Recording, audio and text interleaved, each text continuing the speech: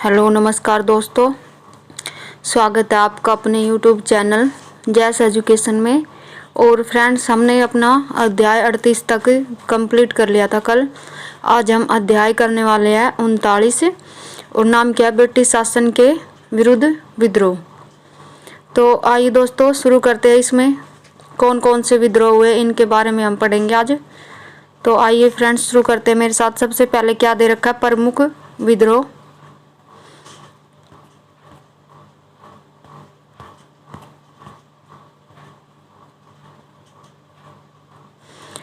क्या दे रखा है इसमें कि देश के जिन प्रदेशों में ब्रिटिश शासन का विस्तार हुआ वहां लोगों द्वारा इसका विरोध किया गया। और ब्रिटिश शासन के आरंभिक दिनों में भारत को निर्ममता पूर्वक, मतलब कि बिना दया दिखाए लूटा गया और सरकार ने जमींदारों व सरदारों से ज्यादा राजस्व की मांग की, जिसके कारण किसानों को अपनी भूमि व संपत्ति को जमींदारों को बेचना या गिरवी रखना पड़ा। इस प्रकार लगातार किसानों का क्या हुआ, सर्वाधिक मतलब सबसे अधिक शोषण हुआ। फिर देश के आदिवासी क्षेत्र पर किसका नियंत्रण हो गया था, ब्रिटिश शासन का नियंत्रण हो गया था। और परिणाम क्या हुआ, आदिवासी को भी शोषण का सामना करना पड़ा, मतलब कि उनको भी शोषण का शिकार बनाया गया। फिर 1765 से 1865 के बीच देश के विभिन्न भागों में अनेक विद्रोह हुए, जिनमें कुछ विद्रोह किसानों और किसने आदिवासियों ने किए थे। जो कुछ मतलब कि शासक थे, जो पद पर थे, अपने पे जमींदार और सरदारों के नेतृत्व में विद्रोह हुए। कंपनी की सेना के सिपाहियों ने बगावत की। फिर पहला प्रमुख विद्रोह अंग्रेजों की बंगाल विजय के तुरंत बाद हुआ। और दो युद्धों के बीच हुए प्रमुख आंदोलन व विद्रोह दे रखे हैं। 1757 प्लासी का युद्ध, 1857 स्वतंत्रता का प्रथम युद्ध। विद्रोह का वर्गीकरण दे रखा है, अंग्रेज व भारतीय नागरिकों के बीच, अंग्रेज व सिराजुद्दौला के बीच। विद्रोह का वर्गीकरण में कौन थे, नागरिक विद्रोह, किसान, आदिवासी, रंगपुर विद्रोह, चुआर व विद्रोह, कोल विद्रोह, ये सारे थे। फिर सबसे पहले सन्यासी विद्रोह, कब से कब तक, 1763 से 1800 ईस्वी तक। प्लासी के में अंग्रेजों की विजय के बाद उपनिवेशवादी शोषण नीति से बंगाल में ब्रिटिश प्रभुत्व की स्थापना हो गई, मतलब किसका अधिकार हो गया, ब्रिटिश का। फिर है 1760 में उनके विरुद्ध किसका, सन्यासी विद्रोह आरंभ हो गया। सन्यासियों और फकीरों के नेतृत्व में प्रारंभ हुआ विद्रोह पूर्वी भारत के अनेक क्षेत्रों में फैला। फिर यह विद्रोह एक धार्मिक संप्रदाय के अनुयायियों, जिन्हें सन्यासी कहा जाता था, के द्वारा प्रारंभ किया गया था। और सरकार द्वारा तीर्थ यात्रा पर प्रतिबंध लगाने के विद्रोह में सन्यासियों ने यह विद्रोह किया था। विद्रोह के कारण इस संघर्ष को क्या बोलते हैं, क्या बोलते हैं, सन्यासी विद्रोह। यह शंकराचार्य के अनुयायी व गिरि संप्रदाय के थे। इनके आक्रमण की पद्धति गुरिल्ला युद्ध पर आधारित थी। फिर इस विद्रोह का नाम सन्यासी विद्रोह बंगाल के गवर्नर वारेन हेस्टिंग्स ने दिया था। विद्रोही ईस्ट इंडिया कंपनी के माल गोदाम को लूटते थे और द्विज नारायण इस विद्रोह के क्या थे, प्रमुख नेता थे। बंगाल के उपन्यासकार बंकिम चंद्र चटर्जी ने अपने उपन्यास आनंद मठ का कथानक सन्यासी विद्रोह से लिया है। किससे लिया है, सन्यासी विद्रोह से। आदिवासियों के भी अनेक विद्रोह हुए। इनमें से कुछ शक्तिशाली विद्रोह थे। मध्य प्रदेश, राजस्थान, महाराष्ट्र में भीलों का विद्रोह, बंगाल, बिहार और उड़ीसा में किसका, कोल्लो का विद्रोह, और बंगाल व उड़ीसा में गोंडो व खोंडो का विद्रोह, महाराष्ट्र में कोलिया का विद्रोह तथा बंगाल और बिहार में संथालों का विद्रोह। फिर आनंद मठ की स्थापना, यह एक उपन्यास है। आनंद मठ क्या है, यह एक उपन्यास है। सॉरी दोस्तों, स्थापना ना मतलब कि प्रकाशन कब हुआ था, कब प्रकाशित हो, किसने लिखा था, बंकिम चंद्र चटर्जी ने रचना की थी इनकी। और क्या है, ये कब प्रकाशित हुआ, 1882 ईस्वी में हुआ। इसकी भाषा क्या थी, बंगाली थी। और इसे स्वाधीनता संग्राम का जीवन व्रत भी कहा जाता है। अभी तक इसके कितने 4 बार संशोधन हो चुका है इसमें। फिर बंकिम चंद्र चटर्जी ने वर्ष 1882 में आनंद मठ की क्या की थी, रचना की, और जिसमें हमारा राष्ट्रीय वंदे मातरम गीत लिखा है, राष्ट्रीय गीत लिखा है किसमें, आनंद मठ में। फिर है इन्होंने बंग दर्शन नामक पत्रिका का प्रकाशन किया। सीताराम और देवी चौधरानी इनके क्या थे, अन्य महत्वपूर्ण उपन्यास थे। फिर है चुआर विद्रोह 1766 से 1772 ईस्वी। यह 1766 ईस्वी में बंगाल और बिहार के 5 जिलों में चुआर विद्रोह का आरंभ हुआ था और इस विद्रोह का कारण अकाल और बढ़ा हुआ भूमिकर था। फिर है फकीर विद्रोह 1776 से 1777 ईस्वी। बंगाल में 1776 से 77 ईस्वी में फकीर विद्रोह प्रारंभ हुआ। यह घुमक्कड़ मुसलमान धार्मिक फकीरों का गुट था जिसके नेता कौन थे, मजनू शाह थे। ये दे रखा है इसमें मैप में, पहले ये देख लो आप। किसान नागरिक विद्रोह, सारे विद्रोह दे रखे हैं, कहाँ कहाँ हुए, कौन कौन से हुए। कोल विद्रोह नेतृत्व बुद्धो भगत। कुका विद्रोह पंजाब में, नेतृत्व किसने किया था, जवाहरमल और क्यों राम सिंह कुक्का। ये सारे दे रखे इसमें, सारे इंपॉर्टेंट है, देख लेना आप। फिर है इसका 1776 से 77 में अंग्रेजी शासन के विरुद्ध विद्रोह करते हुए जमींदारों व किसानों से धन की वसूली की। मजनू शाह की मृत्यु के बाद चिराग अली ने आंदोलन को नेतृत्व प्रदान किया। भवानी पाठक और देवी चौधरानी जैसे हिंदू नेताओं ने इस आंदोलन की सहायता की। फिर है पागलपंथी विद्रोह 1840 से 1850।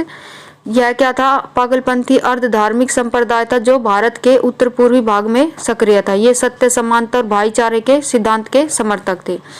वर्ष 1853 में पागलपंथी संप्रदाय के नेता कौन थे, करम साहब है। उसके बाद टीपू ने जमींदारों के विरुद्ध काश्तकारों के समर्थन में विद्रोह कर जमींदारों के गढ़ों पर आक्रमण कर दिया। फिर विद्रोह के समय टीपू इतना शक्तिशाली हो गया कि उसने एक न्यायाधीश, मजिस्ट्रेट और जिला अधिकारी की नियुक्ति की। वर्ष 1833 में विद्रोह को कुचल दिया गया। फिर आता है कौन सा, कुका आंदोलन। ये कहा पंजाब में 1840 से 1872 ईस्वी। कुका आंदोलन की शुरुआत 1840 में किसने की थी, सेन साहब अर्थात भगत जवाहरमल ने। फिर सेन साहब के अनुयायी कौन थे, बालक सिंह थे। बालक सिंह ने अपने अनुयायियों का एक दल गठित किया, तभी उत्तर पश्चिमी सीमा प्रांत के हजारा में अपना मुख्यालय बनाया। फिर कुका आंदोलन का उद्देश्य क्या था, सामाजिक सुधार में जाति अंतरजातीय विवाह पर लगे प्रतिबंधों को समाप्त करना और मांस और नशीली वस्तुओं का परित्याग करना शामिल था। फिर 1860 में बालक सिंह की मृत्यु के बाद उनके शिष्य कौन थे, राम सिंह कुका ने नेतृत्व में विद्रोह उनके नेतृत्व में विद्रोह ने जोर पकड़ा और राम सिंह के अधीन कुकाओं का पहला विद्रोह 1869 ईस्वी में फिरोजपुर में हुआ और यह एक राजनीतिक विद्रोह था। एक अंग्रेजी राज को उखाड़ फेंकना इसका क्या था, मूल उद्देश्य था। फिर इसमें मद्य निषेध, गोमांस निषेध और वृक्ष पूजा, पुरुष और महिला में समानता पर बल दिया गया था। फिर आता है भील विद्रोह 1818 से 1848 ईस्वी। यह कहा हुआ, भीलों ने महाराष्ट्र एवं राजस्थान में विद्रोह किया था। 1822 ईस्वी में हरिया ने भीलों का नेतृत्व किया, किसने किया, हरिया ने। और 1825 में सेवाराम ने। फिर 1857 में भागोजी और काजल सिंह नामक भील नेताओं ने अंग्रेजों से क्या बदला लिया। फिर इस आदिवासी समाज में साहूकारी व्यवस्था के शोषण व अन्य हो रहे बदलाव से प्रेरित होकर 1821 में उपद्रव करना प्रारंभ किया, जिसका नेतृत्व किसने किया, दौलत सिंह ने। 19वीं सदी के अंतिम 2 दशकों में भील विद्रोह का नेतृत्व श्री गोविंद ने किया। इसने 1833 ईस्वी में आदिवासियों के सेवार्थ संप सभा की स्थापना की और जिसके माध्यम से भीलों को संगठित किया।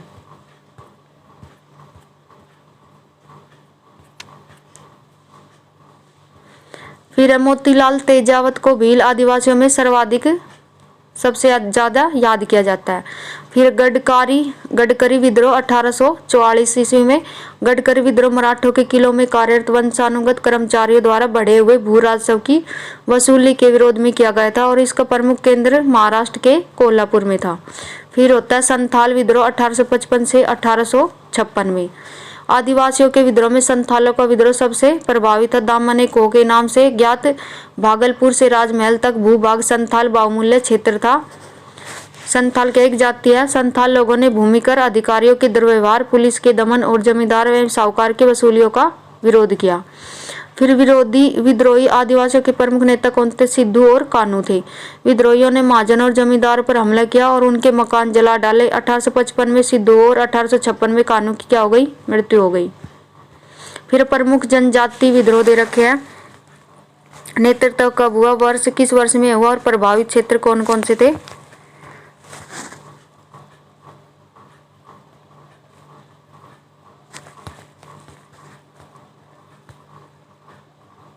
ये आप देख लेना एक बार। फिर कौन सा आता है? कोल विद्रोह 1831 से 32। छोटा नागपुर क्षेत्र में मुंडा, ओराव, हो, महाली आदि जनजातियां निवास करती थी। इन्हीं मैदानी लोग इन्हें क्या बोलते थे? मैदानी लोग कोल कहते थे। इस विद्रोह के कारण इसका कारण क्या था कि 1822 में ब्रिटिश सरकार ने चावल की नशीली शराब पर उत्पादन शुल्क लगा दिया था, जिससे आदिवासी अपने उपयोग के लिए उपयोग करते थे। फिर 1831 में बुद्धो भगत के नेतृत्व में इन्होंने भीषण संघर्ष किया। इस संघर्ष में बुद्धो भगत सहित हजारों विद्रोही मारे गए। इसके बाद गंगा नारायण ने 1832 में इसका नेतृत्व किया और विद्रोह रुक कर 1848 तक चलता रहा। बाद में इस विद्रोह का क्या हो गया? दमन हो गया। फिर है खासी विद्रोह 1828 से 1833। बंगाल के पूर्व में जयंतिया गारो पहाड़ियों के बीच खासी लोग निवास करते थे। यहाँ खासियों के अलग अलग शक्ति संपन्न राज्य थे। 1824 में ब्रह्मपुत्र नदी घाटी क्षेत्र पर अंग्रेजों का अधिकार हो गया और जिसे सिलहट से जोड़ने के लिए एक सड़क बनाने की योजना बनाई गई। फिर 1827 ईस्वी में खासी मुखियाओं से अंग्रेजों ने वार्ता की, लेकिन कोई हल नहीं निकल सका। फिर छतर सिंह को ब्रिटिश सरकार ने छतर सिंह को इस प्रदेश का क्या जमींदार नियुक्त कर रखा था और इसने सड़क बनाने की अनुमति प्रदान कर दी। खासी मुखिया तीरथ सिंह ने इसका क्या कर दिया? विरोध किया और अन्य मुखियाओं की सहायता से इसने विद्रोह कर दिया। तीरथ सिंह ने के अतिरिक्त बार मानिक और मुकुंद सिंह ने इस विद्रोह का क्या किया? नेतृत्व किया। फिर होता है खोंड व सवार विद्रोह 1900 में। उड़ीसा के ये कहा हुआ, उड़ीसा के निकटवर्ती प्रदेश खोड़माल के क्षेत्र आदिवासी खोंड कहे जाते थे और तथा पारलिया खेमदी के आदिवासी क्या बोलते थे? सवार कहे जाते थे। इनके क्षेत्र में बाहर से आकर लोग निरंतर बस रहे थे, जिससे इनमें क्या हो गया? असंतोष फैल गया था। विद्रोह का मुख्य कारण अंग्रेजी प्रशासकों द्वारा खोंड में प्रचलित नर बलि प्रथा पर प्रतिबंध लगाना, जो मौर्य को समर्पित थी। फिर ये लोग मौर्य के जरिए भगवान को खुश करते थे ताकि हल्दी व अन्य फसलों की पैदावार अच्छी हो सके। फिर यह एक प्रकार से पृथ्वी पूजा का रूप था। 1846 में खोंडों ने चक्र बिसोई के नेतृत्व में विद्रोह कर दिया। फिर वहाबी आंदोलन 1822 से 1870 ईस्वी। इस आंदोलन के प्रवर्तक कौन थे? अब्दुल वहाब थे। भारत में इसके प्रवर्तक सैयद अहमद बरेलवी थे, जिन्होंने एक सरवाद व जिहाद के धर्म युद्ध पर बल दिया। उन्होंने हिजरत, दुश्मनों को देशों से बाहर करने के महत्व पर बल दिया। वहाबियों ने प्रभावशाली विद्रोह किया। ये वहाबी सैयद अहमद द्वारा स्थापित मुसलमानों के संप्रदाय के अनुयायी थे। वहाबियों ने अंग्रेजों के शासन को उखाड़ फेंकने व धर्म युद्ध में शामिल होने के लिए जनता का आह्वान किया और वहाबियों की ब्रिटिश विरोधी गतिविधियां 1830 से 57 ईस्वी के विद्रोह के बाद तक जारी रही। इन विद्रोह के दमन में अंग्रेजों का लंबे समय लगा, परंतु ये भारत में अंग्रेजों के शासन के लिए कोई बड़ा खतरा साबित नहीं हुआ। फिर आता है मुंडा विद्रोह।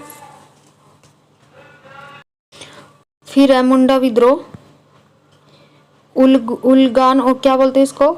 उलगुलान विद्रोह 1893 से 1900 ईस्वी तक। आदिवासी विद्रोह में सबसे प्रसिद्ध विद्रोह कौन सा? बिरसा मुंडा के नेतृत्व में आरंभ हुआ था। फिर बिरसा मुंडा का जन्म 15 नवंबर 1875 को कहा झारखंड की राजधानी रांची के उलीहातू गांव में हुआ था। इन्हें मिशनरियों से बहुत कम शिक्षा प्राप्त हुई थी। वह जर्मन मिशनरियों के प्रभाव में आकर ईसाई बन गए थे, परंतु पुनः उन्होंने अपने पूर्वजों के धर्म को अपना लिया। फिर मुंडा ने एक सरवाद की स्थापना पर बल दिया। एक मान्यता के अनुसार 1895 में बिरसा को परमेश्वर के दर्शन हुए और वह पैगंबर होने का दावा करने लगे। उनका कहना था कि उनके पास निरोग करने की चमत्कारी शक्ति है। फिर मुंडा जनजाति में प्रचलित सामूहिक खेती खुटकटी व्यवस्था की परंपरा पर जमींदारों, ठेकेदारों, व्यापारियों व महाजनों अंग्रेजों के संरक्षण में आक्रमण करना आरंभ कर दिया, जिसके विरोध में 1899 मुंडाओं ने विद्रोह किया था। फिर विद्रोह में मुंडा स्त्रियों ने भी भाग लिया। 1900 ईस्वी में विद्रोहियों ने पुलिस को अपना निशाना बनाया, परंतु जनवरी 1900 में सेलरकेब पहाड़ी पर ब्रिटिश सेना द्वारा पराजित हो गए। फिर कुछ दिन पश्चात बिरसा क्या हो गया, पकड़ा गया और उसे कैद कर लिया गया, जिसके पश्चात उसकी क्या हो गई, मृत्यु हो गई और विद्रोह शांत हो गया।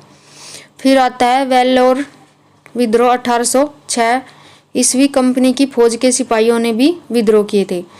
इनमें सबसे प्रमुख 1806 ईस्वी का वेल्लोर विद्रोह था। इस विद्रोह में कितने 350 और 177 अंग्रेज सैनिक मारे गए। फिर 1857 का विद्रोह।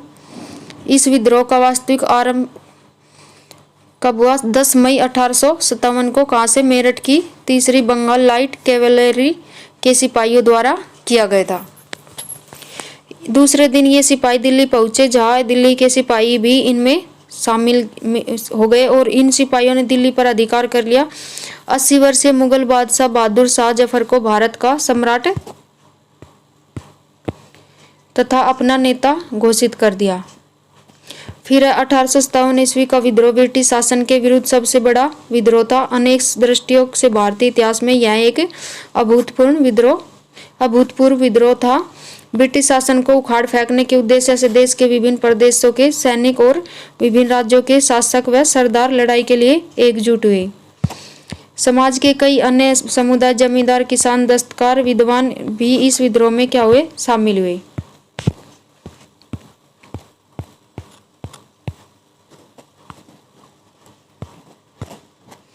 फिर ये दे रखा है 1857 ईस्वी का विद्रोह। प्रमुख केंद्र व नेता मेरठ में कौन थे? कदम सिंह। दिल्ली में बहादुर शाह जफर और बरेली में खान बहादुर खां।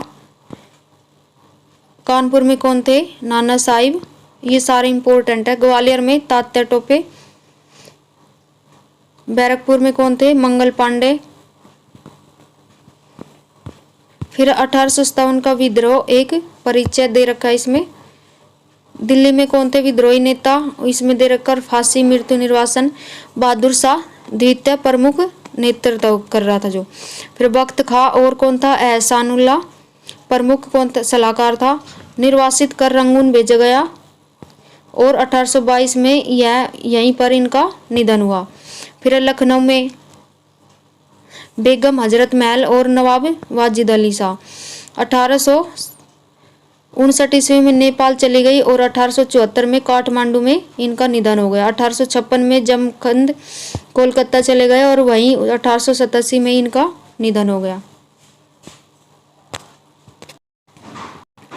फिर इलाहाबाद में कौन थे? लियाकत अली। और फिर झांसी ग्वालियर रानी लक्ष्मीबाई और तात्या टोपे। जून 1858 को युद्ध में वीरगति को प्राप्त हुई और 18 अप्रैल 1859 में तात्या टोपे को बंदी बनाकर ग्वालियर में फांसी दे दी गई।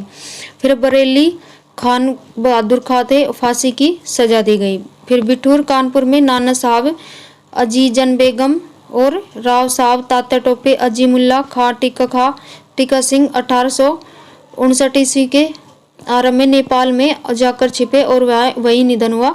अंग्रेजों द्वारा गोली मारकर हत्या कर दी गई।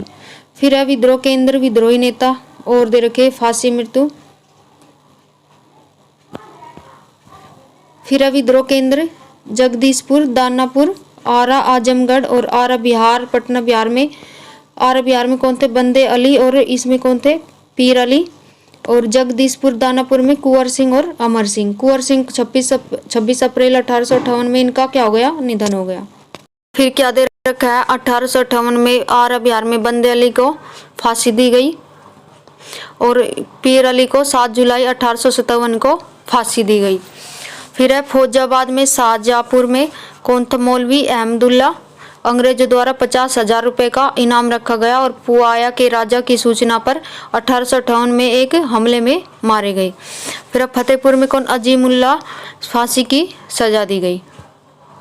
गोरखपुर में कौन थे गजाधर सिंह और मुरादाबाद में अब्दुल अली खान, सुल्तानपुर में शहीद हसन ये दे रखे हैं और सैदपुर मुजफ्फरनगर में भगवान सिंह जाट। रेवाड़ी में कौन थे राव तुलाराम और कासनगांव हरियाणा में अलबेल सिंह जियाराम। फिर झज्जर हरियाणा में कौन थे नवाब अब्दुल रहमान खान। फिर राव तुलाराम की क्या हुआ, बीमार होने से काबुल में 8 सितंबर 1862 को निधन हो गया और अलबेल सिंह जियाराम की को फांसी दी गई 1858 में। फिर नवाब अब्दुल रहमान को भी दिल्ली कोतवाली में फांसी दी गई 1857 में। फिर बैरकपुर पश्चिम बंगाल में मंगल पांडे थे 8 अप्रैल 1857 ईस्वी को बैरकपुर के लाट बागान में फांसी दी गई। कलकत्ता में फांसी दी गई किसको, दीवान मनीराम दत्त और केदवेश्वर सिंह को। फिर ये दे रखे बहुत सारे, देख लेना आप। फिर 1857 का विद्रोह, भारत और ब्रिटेन, प्रथम स्वतंत्रता संग्राम, भारत का अंतिम मुगल सम्राट कौन, बहादुर शाह जफर और भारतीय व अंग्रेज सेना का अनुपात कितना था, 2:1 और इंडियन इम्यूनिटी, इसमें गवर्नर जनरल लॉर्ड कैनिंग थे। ब्रिटिश शासन के प्रति असंतोष,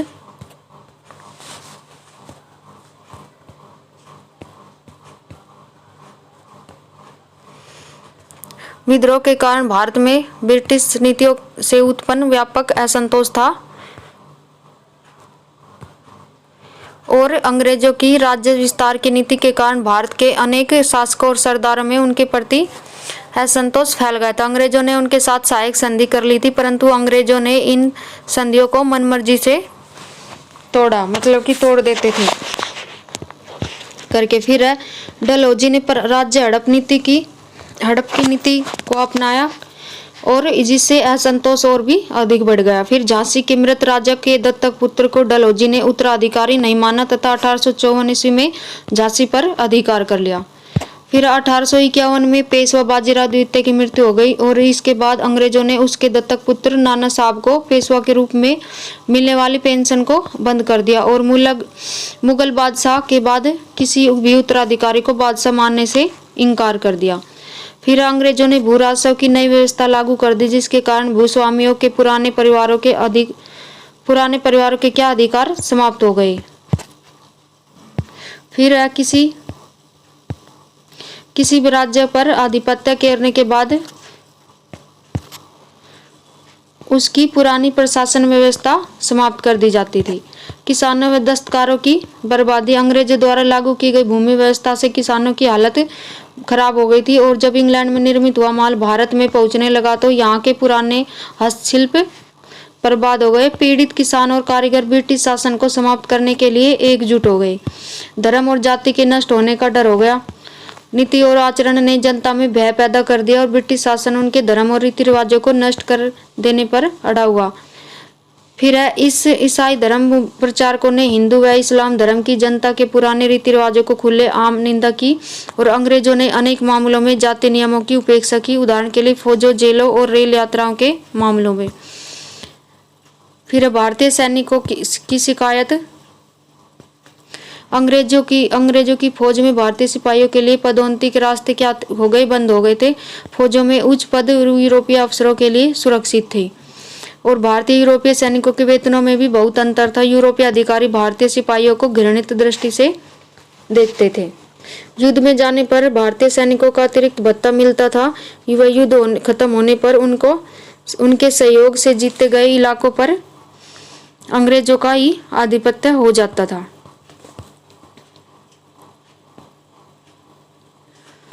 और क्या भारतीय सैनिकों के युद्ध के लिए समुद्र पार भी भेजा जाता था, परंतु उस समय हिंदुओं को धार्मिक विश्वास था कि समुद्र पार जाने से धर्म नष्ट हो जाता है।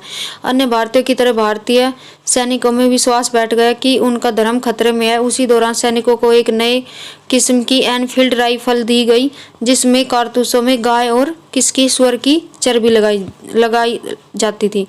फिर राइफल कारतूस भरने के पहले उस पर लगे कागज को दांतों से काटना पड़ता था। चर्बी वाले इन कारतूसों के इस्तेमाल से हिंदू मुसलमान सैनिकों की धार्मिक भावना को ठेस पहुंची और अफवाह विद्रोह का तात्कालिक कारण बनी थी। सैनिकों ने कारतूस भरने से इनकार कर दिया, जिसके कारण मेरठ में 85 भारतीय सैनिकों को जेल में लंबी सजा के सुनाई गई, जेल में डाल दिया गया। फिर भारतीय स्वतंत्रता हेतु प्रथम शस्त्र विद्रोह का कारण 10 मई 1857 को मेरठ की छावनी की 20 NI तथा 3 LC की पैदल सैन्य टुकड़ी के द्वारा चर्बी वाले कारतूस के प्रयोग करने से इनकार करना था। फिर 10 मई 1857 को मेरठ में इस विद्रोह की औपचारिक शुरुआत की हुई और किंतु इससे पहले 29 मार्च 1857 को बैरकपुर छावनी के सिपाही कौन मंगल पांडे ने चर्बी युक्त कारतूस के प्रयोग के विरोध में अपने अधिकारी लेफ्टिनेंट बाग तथा सार्जेंट हॉर्सन को गोली मार दी। मंगल पांडे उत्तर प्रदेश के तत्कालीन गाजीपुर अब बलिया में जो कि बलिया में है जिले के रहने वाले थे। वह बंगाल स्थित बैरकपुर छावनी की 34वीं इन्फेंट्री के जवान थे। फिर 8 अप्रैल 1857 को सैनिक अदालत ने मंगल पांडे को क्या दे दी, फांसी की सजा सुनाई। विद्रोह के मुख्य केंद्र और नेतृत्वकर्ता। विद्रोह सेना ने दिल्ली पर कब्जा कर लिया और बहादुर शाह जफर को भारत का बादशाह घोषित कर दिया। दिल्ली में विद्रोही सेना का मुख्य सेनापति कौन था? जफर बख्त खां था। बहादुर शाह जफर ये भारत के कौन थे? अंतिम मुगल सम्राट थे। 1857 में इनका दरबार क्रांति का प्रमुख केंद्र था। 11 मई 1857 को मेरठ के क्रांतिकारियों ने बहादुर शाह को क्रांति का नेतृत्व सौंपा तथा 12 मई को दिल्ली को अंग्रेजों के प्रभाव से मुक्त कराया।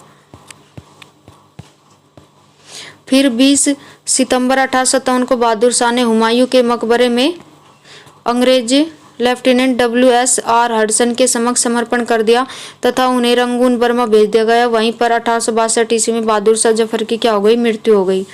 फिर रंगून बर्मा में स्थित बहादुर शाह की मजार पर लिखा है कि जफर इतना बदनसीब है कि उसे अपनी मातृभूमि में दफन होने के लिए जमीन भी नसीब नहीं हुई। फिर असम, उड़ीसा, उत्तर प्रदेश, महाराष्ट्र, हैदराबाद, पंजाब और बंगाल बड़े पैमाने पर विद्रोह हुए इनमें, और परंतु जिन क्षेत्रों में बड़े पैमाने पर विद्रोह नहीं हुए वहां भी अशांति फैलने के कारण अंग्रेजों में क्या हो गया? डर देखने को मिला। फिर दिल्ली, अवध, रुहेलखंड, बुंदेलखंड, इलाहाबाद के आसपास के इलाकों, आगरा, मेरठ और पश्चिमी बिहार में विद्रोही काफी व्यापक और भयंकर था विद्रोह। फिर बाबू कुंवर सिंह बिहार में विद्रोही सेना का नेतृत्व किसने? जगदीशपुर के जमींदार कुंवर सिंह ने किया था और कुंवर सिंह बिहार प्रांत में आंदोलन की शुरुआत करने वाले प्रमुख स्वतंत्रता सेनानी थे। बिहार में सर्वप्रथम दानापुर में विद्रोह हुआ। कुंवर सिंह ने अपने युद्ध कौशल और छापामार युद्ध नीति के द्वारा अंग्रेजों का सामना किया। इसके पश्चात 26 अप्रैल 1858 को उनकी क्या हो गई? मृत्यु हो गई। फिर नाना साहब कानपुर में 5 जून 1857 को विद्रोह आरंभ हुआ, जहां विद्रोहियों ने नाना साहब को पेशवा घोषित कर दिया। नवाब अजीमुल्ला उसका मुखिया क्या था? सलाहकार बना। नाना साहब पेशवा बाजीराव द्वितीय के दत्तक पुत्र थे और उनका वास्तविक नाम क्या था? धोंदू पंत था। अंग्रेजों ने उन्हें पेशवा का उत्तराधिकारी मानने से इनकार कर दिया था तथा उनकी 8 लाख रुपये की वार्षिक पेंशन बंद कर दी थी।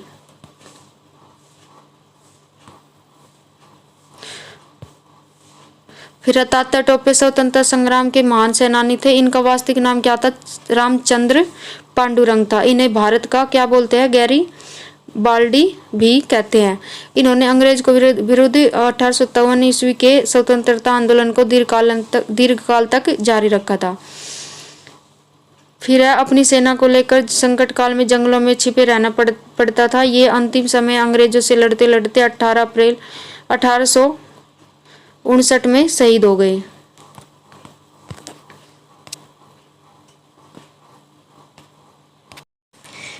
फिर महारानी लक्ष्मीबाई, इनके बचपन का नाम क्या था? मणिकर्णिका था और झांसी के राजा गंगाधर राव के साथ इनकी शादी होने के बाद इनका नाम क्या रखा गया? महारानी लक्ष्मीबाई पड़ा। फिर अपने पति की मृत्यु के बाद इन्होंने दामोदर राव नामक एक अल्पवयस्क बालक को गोद ले लिया तथा पुत्र की संरक्षिका के रूप में शासन कार्य प्रारंभ कर दिया। फिर लॉर्ड डलहौजी ने गोद निषेध नियम का लाभ उठाकर झांसी के राज्य को ब्रिटिश साम्राज्य में मिला लिया और इस नीति से असंतुष्ट होकर रानी ने बड़ी वीरता के साथ अंग्रेजों से युद्ध किया और 17 जून 1858 ईस्वी में ग्वालियर के किले में स्वतंत्रता की लड़ाई लड़ते लड़ते वीरगति को प्राप्त हुई। फिर 1857 के विद्रोह के प्रमुख केंद्र व प्रमुख विद्रोही नेता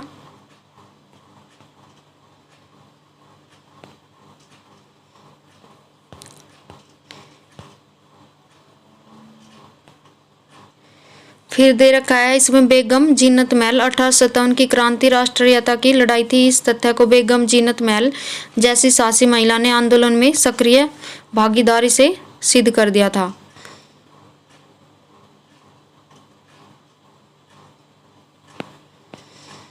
रानी अवंतीबाई कौन थी? मध्य प्रदेश की रियासत रामगढ़ की रानी अवंतीबाई ने अंग्रेजी सेना से संघर्ष करने के लिए एक शस्त्र सेना का निर्माण किया और क्रांति के दौरान युद्ध में अंग्रेजों से संघर्ष किया, जिसके बाद रानी वीरतापूर्वक लड़ते हुए वीरगति को प्राप्त हुई। फिर विद्रोह का दमन।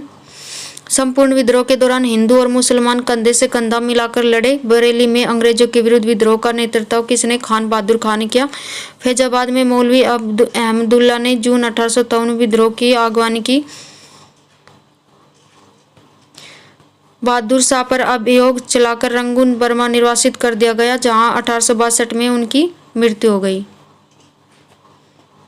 फिर बहादुर शाह के पुत्र मिर्जा मुगल और मिर्जा ख्वाजा सुल्तान तथा पोते मिर्जा अबू बकर को हडसन ने दिल्ली के खूनी दरवाजे के पास